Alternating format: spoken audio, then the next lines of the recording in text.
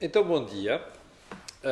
Quinta-feira, dia 10 de maio do ano da graça de 2018. Meus amigos, quem está a ver, por favor, diga-me se está a chegar tudo bem do ponto de vista de imagem e do ponto de vista de som. E, por favor, digam isso rapidamente porque... José Sousa, obrigado. Porque temos uma agenda muito comprida. E então eu vou começar essa agenda por lembrar que duas coisas. Primeiro, período antes da ordem do dia, para dizer que, como já percebeu, parece que entramos outra vez numa orgia de crédito. Seja para habitação, seja para crédito ao consumo, seja para o que for. Parece que entramos numa orgia de crédito. E como dizia um jornal em Salvo Erro ontem, nós estamos ao nível já de 2010. Em termos de concessão de crédito. Ora bem, isto é preocupante.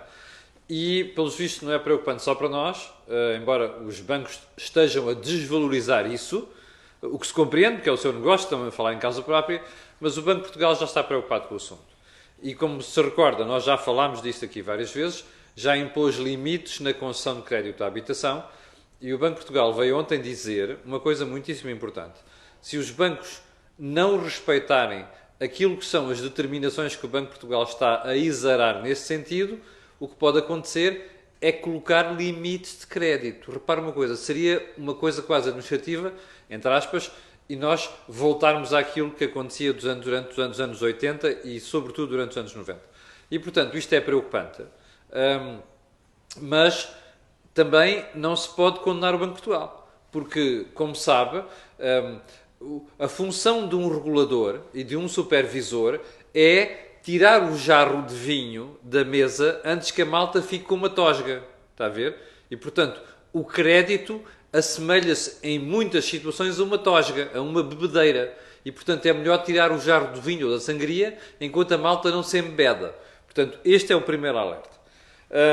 Quanto à agenda, temos aqui uma agenda muito preenchida. E eu gostava de começar por uma informação triste, mas que me deixa mesmo triste, que é, a revista Sábado, ontem fez saber, e hoje está nas bancas, que, afinal, há outros membros do governo de José Sócrates que estão sob investigação. Estamos a falar, alegadamente, atenção, eu não tenho informação nenhuma sobre isso, em concreto, tenho zunzuns e já vou explicar porquê.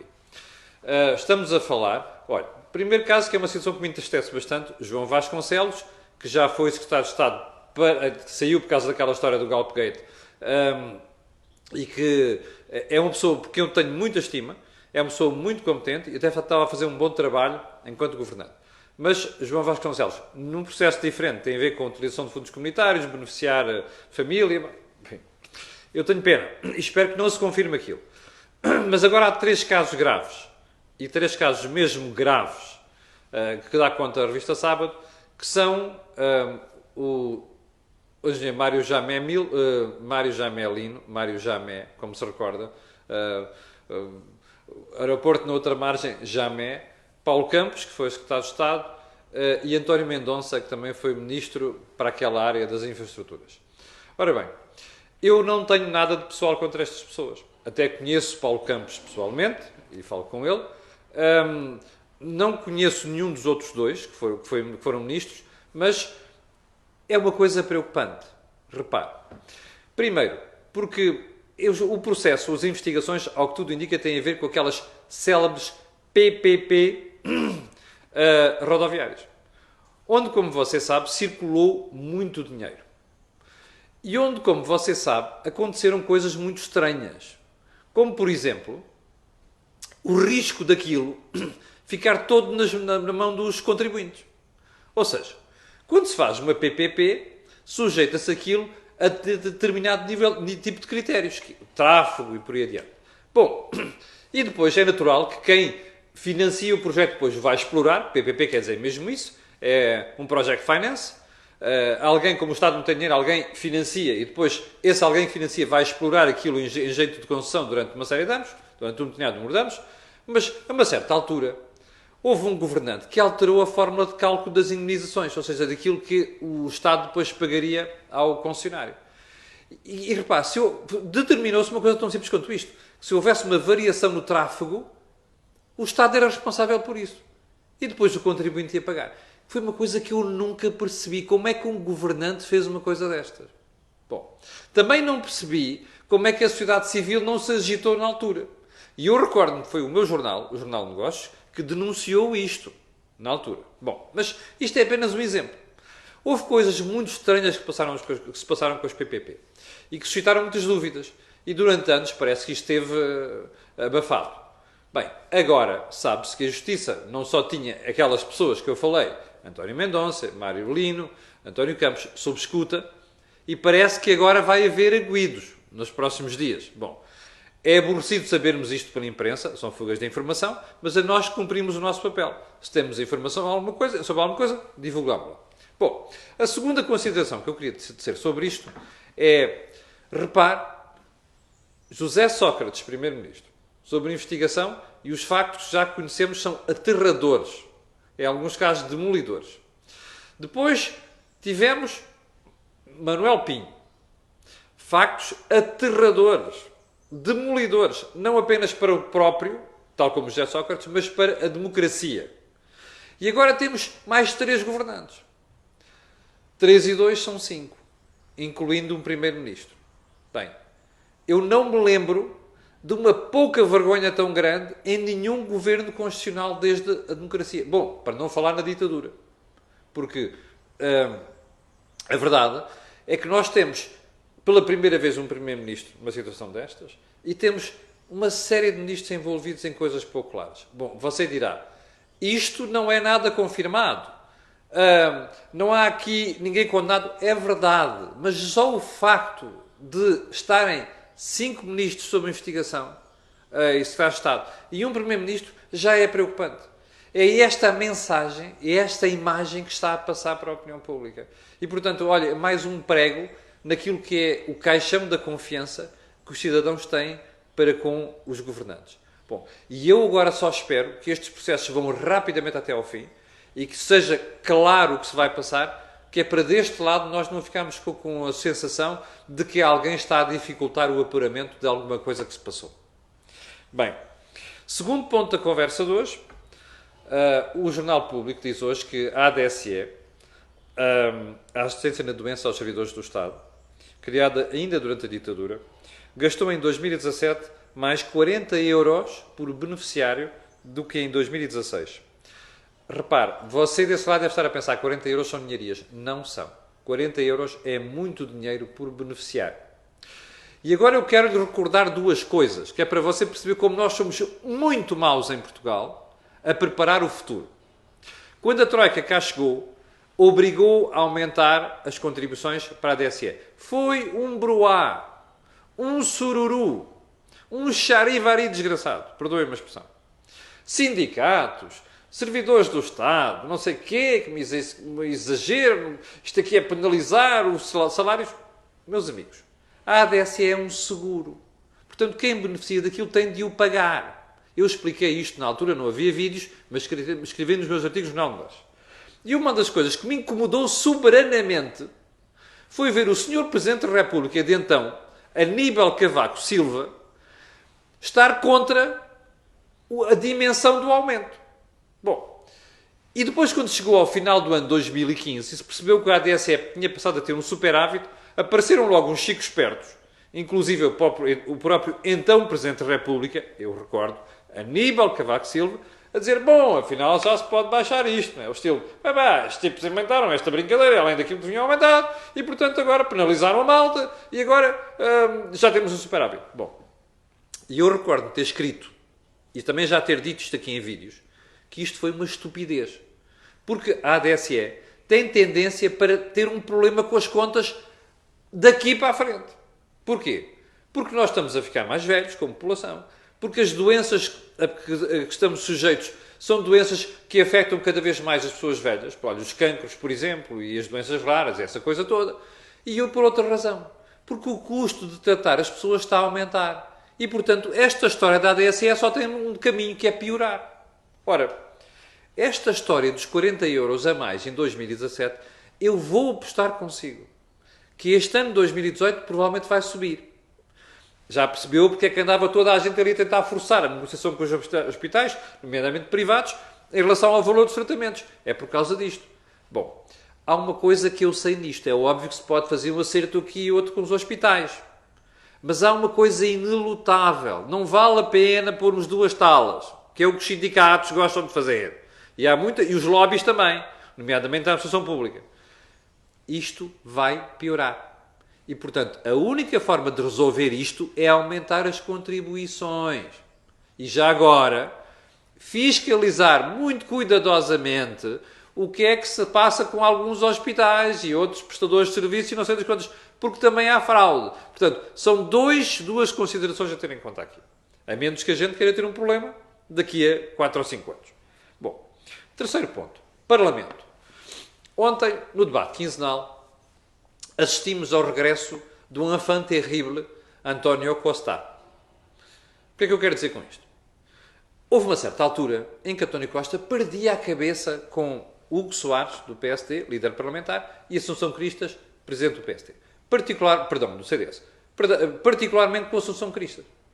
Bom, e a uma certa altura eu até perguntei a algumas pessoas, não foi só uma, bem em cima do Partido Socialista, olha lá, o que é que o António tem contra a Assunção ou contra o Hugo Soares, para falar daquela maneira.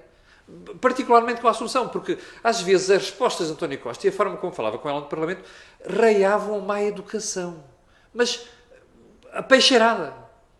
Isto nunca fica bem no Primeiro-Ministro. Bem, disseram-me não, é que ela irrita porque está sempre ali a acusá-lo de coisas, é desleal e tal. E eu até pensei, se calhar estou a ver algum exagero e o António tem razão.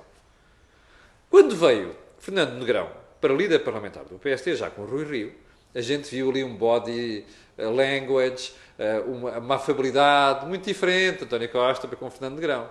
E o Fernando Negrão começou com muito pezinhos de lã. E eu até pensei, olha, se calhar tinha razão. As coisas mudaram. Bem, ontem eu percebi que não. Ou seja, o defeito não era nem da Assunção Cristas, nem do Hugo Soares, e pelos vistos agora também não é de Fernando Negrão. Porque António Costa ontem passou-se no Parlamento. Ficou muito chateado porque foi tocar no tema José Sócrates. Bem, para já, eu acho muita piada quando os primeiros-ministros começam a dizer assim, olha, eu agora estou com o primeiro-ministro. Depois eu agora sou o secretário-geral do meu partido. Bem, agora não quero falar disto. Está a ver? Isto é um assunto do secretário-geral. E, portanto, eu agora sou o primeiro-ministro. Isto não é aceitável. Bom, mas vamos admitir que ele até tinha razão.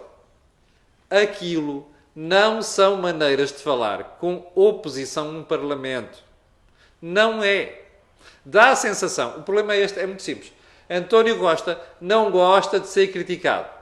Nomeadamente quando as críticas vão ali diretamente ao coração.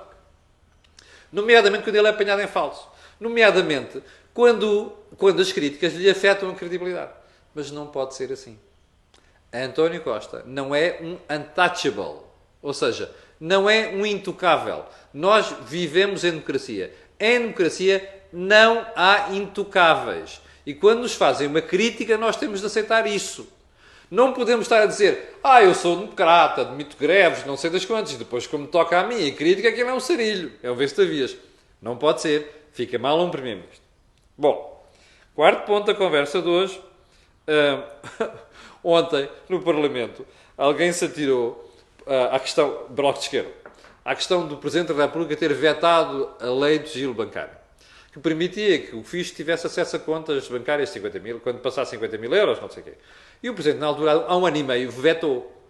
E ontem, toda a gente no Parlamento se atirou contra o Presidente da República. Até a António Costa, a uma certa altura, disse assim, se a senhora deputada, para Catarina Martins, quiser convencer o Presidente da República, quiser ter a bondade, eu agradeço. Bem, foi um bocado aborrecido. Primeiro, porque eu até acho que o Presidente teve alguma razão naquilo. Mas pronto, o que eu achei mal ontem? O Presidente da República veio logo a correr, muito solícito, e dizer assim, não, espera aí, não ponham para aqui nomes para cima de mim. Eu vetei aquilo na altura porque a situação da banca era muito feia e, portanto, foi uma coisa conjuntural. Bem, eu não acho que se deva tomar medidas destas por questões conjunturais. Se o Presidente da República tinha alguma coisa a dizer sobre a lei do sigilo bancário e disse, eu acho que tem que ser estrutural, nunca pode ser conjuntural. Eu não posso decidir uma lei ou vetá-la só porque agora aqueles tipos da banca não estão bem. Primeiro ponto. Segundo ponto, o Presidente da República cometeu um erro gravíssimo ao ter vindo a correr, dá logo uma explicação. Dá a sensação que ele estava tão afetado e tão preocupado com a crítica que lhe estavam a fazer, que ele, entretanto, de repente para o outro, peraí, caramba, deixa-me lá, mas é sacudir a água de capote. Não fica bem. Mais valia ter estado caladinho. Hoje ou amanhã estava no cerimónia pública qualquer. Os jornalistas tendiam-lhe o microfone e ele dizia assim, meus amigos, não, isto não é assim. Foi por aquela razão. Bom, último ponto da conversa de hoje. O Presidente da República, ainda a história da entrevista à Renascença e ao público. O Presidente da República está genuinamente preocupado com a época de incêndios. Mas está mesmo. E olha, sinceramente, acho que o Presidente tem toda a razão. Porque nós estamos numa situação já, com fogos a ocorrer, e já houve descoordenação entre todos os serviços. Parece que aquela coisa da proteção civil, a malta não se entende ainda. Como se viu ontem no Parlamento, crítica certeira da Assunção Cristas, sobre a história dos meios de combate aos incêndios e isso tudo, aquilo é uma balbúrdia. E eu vou recordar aquilo que eu ando a dizer há meses. Quem anda para aí a dizer que já ardeu o que tinha a arder e, portanto, este ano só pode correr bem, está profundamente enganado. Não conhece o país, não conhece o país rural. Este ano, se as coisas do ponto de vista meteorológico não correrem bem e se mantiver a descoordenação que vai para aí, a coisa pode ser grave. E, portanto, eu percebo muito bem porque é que o Presidente da República disse: se acontecer uma tragédia como aquela do ano passado, quem não se recandidata sou eu. Imagino que é isto de vergonha para um governo. O Sr. Primeiro-Ministro devia ter vergonha. Porque isto é a forma mais apurada de um Presidente pôr um governo encostado à parede. E António Costa já percebeu isso. Bom, eu vou ficar por aqui. Hoje vou voltar com uma conversa improvável. Vai ser sobre motas, uma coisa muito engraçada. Nunca tínhamos feito. Aí por volta do meio-dia. E é um projeto inovador português. Atenção, vale a pena ver. Que está a ser exportado para outros países. A ideia, o conceito em si. Eu depois explico o que é que vai ser. E vou voltar por volta das 19h30 com os nossos amigos Joaquim Aguiar e Jorge Marrão para fazermos o Think Tank desta semana. E que vai ser também, entre outras coisas, aquilo que foi a entrevista do Sr. Presidente da República esta semana ao público e à Rádio Renascença. Bom, quanto a nós, ficamos por aqui. O comentário matinal volta amanhã, às 8 da manhã. Quero-lhe desejar um excelente dia e já agora pedir para fazer partilha nas redes sociais e colocarem um gosto. Muito obrigado e até por volta do meio-dia.